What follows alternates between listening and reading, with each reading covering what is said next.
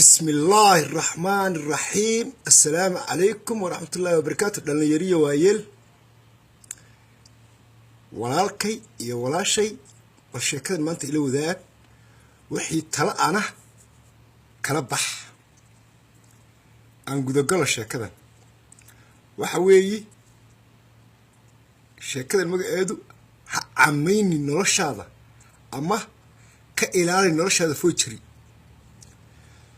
yani waxaan ka wadaa qaab ama dhaqan aynu ku badannahay ayaan yar ka faalloonayaa dhaqankaasi wuxuu yahay tusaale ahaan qofka aad nolosha la wadaagto amaba aad doonayso in aad la wadaagto nolosha mustaqbalkaaga waxa laga yaabaa amaba aynu u badannahay dhinac foojiri abaanu ka fiirinaa ama macmala yani aan rasmi ahayn oo aan anfacayn yani xaqiiqada aan ahayn nolosha horta sideedaba sibay dhaantaa hase ahaatee way kala tayo wanaagsan tahay waaye qofka aad la wadaagaysa nolosha amaba aad ku rajo weyn tahay insha allah inaad mustaqbalkaaga noloshaada la wadaagto xagga aad ka fiiriso ee indhahaaga u fiiqan yihiin dhagahaaga u nugul yihiin waxa aynu ku badannahay inaynu qofka ka fiirino maalkiisa muxuu hanti ama dhaqaale haystaa koo iyo inaynu ka fiirino reerka uu ka soo jeedaa magaciisa iyo masabkiisu halkee uu bulshada kaga jiraa laftirkoodu horta waa wax loo baahan yahay hase ahaato waxa ka rasiinsan oo ka orjinaasan ka tayo wanaagsan in qofka aynu horta ka fiirino diinta siduu ku yahay dhaqanka siduu ku yahay akhlaaqdiisu waa sidee caqligiisu iyo tayada shakhsiyadiisu intay leegtaa waa inaan xagga ka fiirnaa nolosha dhabta ah qofka lala wadaagi kara waa kaas waayo haddii uu qofkan akhlaaq iyo dhaqan iyo diin iyo shakhsiyad wanaag iyo caqli hadduu leeyahay dee mansabkiisa iyo magaciisana oo sarreynaya hantida ama dhaqaaluhuna waa wax qofka risq ilaahay u qoray kartidiisana ku xidhan ilaahayna u fuliyo inuu dhaqdhaqaa markuu yimaado oo la soo baxo waa la helaa waa la waayaa adoo shala eg ka taagnaa ayaad dhulka imanaysaa adoo dhulka ahaana egku ilaahay ku geynayaa taasi waxay ku xidhan tahay ilaahay ayaa iskale amaradeeda dhaqaalaha waxaan kale laakiin waa wax inaga la inooga baahan yahay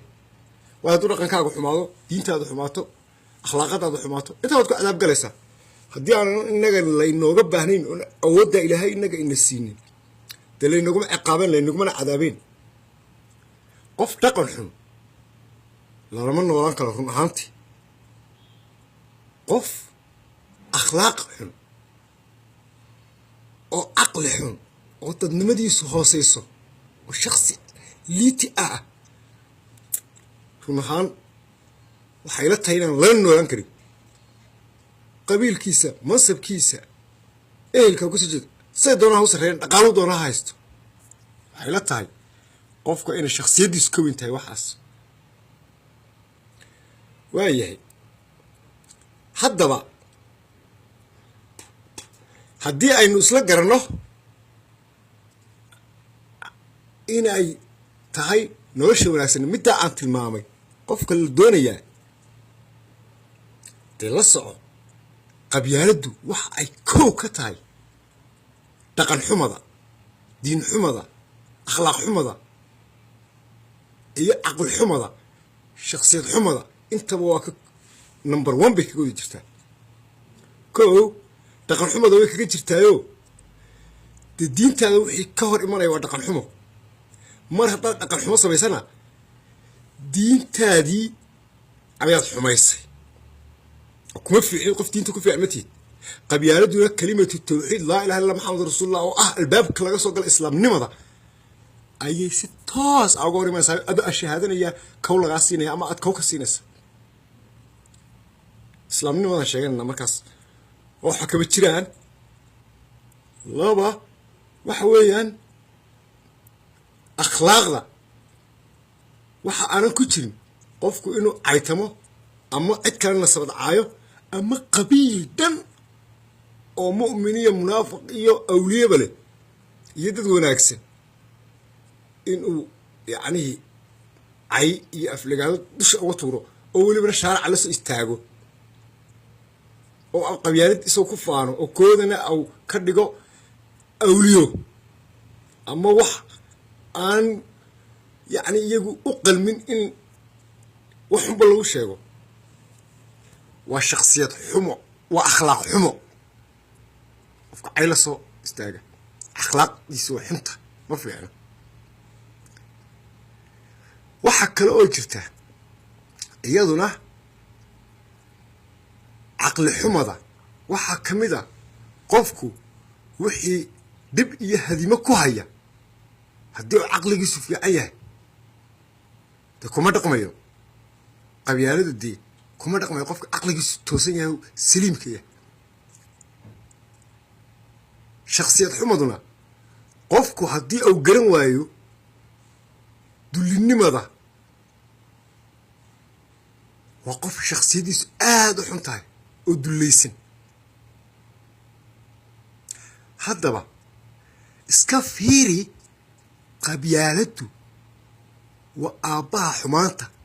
intaa a sheegay iyo in kale oo lamid ah oo fara badan ba way leedahay haddii aad ku dhaqanto qof ku sifaysan inaad tahay qofka aad nolosha la wadaagayso ka fiiri sida aad mansabkiisa magaciisa maalkiisaba u fiirinayso dhaqankiisa diintiisa akhlaaqdiisa toosnaantiisa kartidiisa shakhsiyadeed caqligiisa inuu qabyaaladda ka maran yahay inuu ku dhaqmo waayo qofka qabyaalad ku dhaqmaa wallaahu bilaahu tallaahi waan dhaartay xumaan oo dhan u koobsada waana munaafiq ehlu naara adduunkana naxariis ilaahay kuma siiyo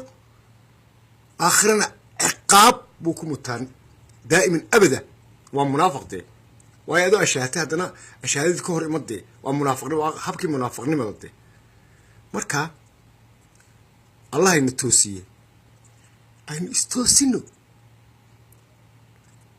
waayahay intaasaa sheekada kusoo koobayaa asalaamu calaykum waraxmatullaahi wabarakaatu dhinaca wanaagsan aan kelmaddaa ku darsadee insha allah bal igala fiiriya adna waad ii salaamayaa rabbi ha idin xafido dembiyadiinna allah dhaafo asalaamu calaykum waraxmatullahi wabarakaatu siina sheergarey fiidiyoogan